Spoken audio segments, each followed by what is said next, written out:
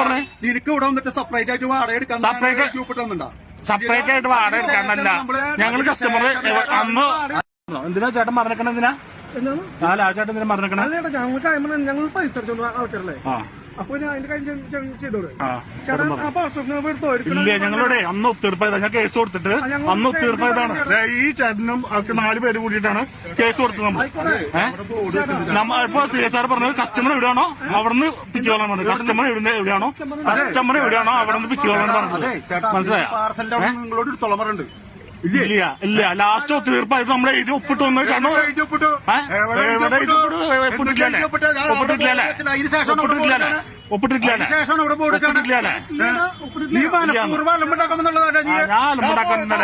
Customer കൂടി ഉണ്ട്.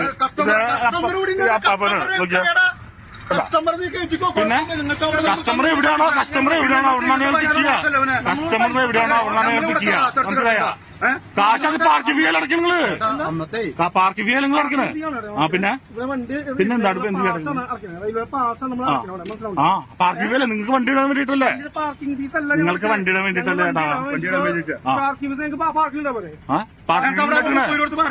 ചേട്ടാ?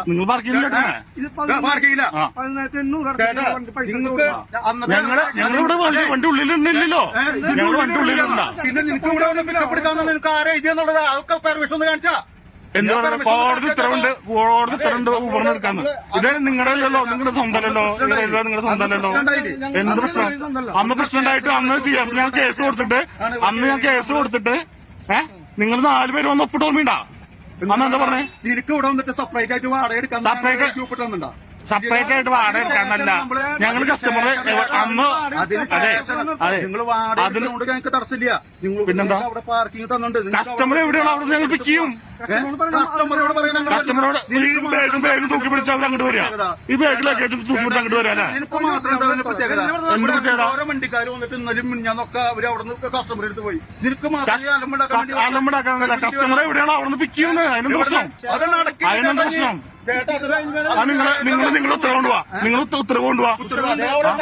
അത് നിങ്ങൾ വെച്ച് വെച്ചിട്ടില്ലല്ലേ? നിങ്ങൾ വെച്ച് വെച്ചിട്ടില്ലല്ലേ? സമയം സാറിന് പോകാം. നിങ്ങൾ എന്ത് ചെയ്യണോ ചെയ്തോ. ഇപ്പൊ 40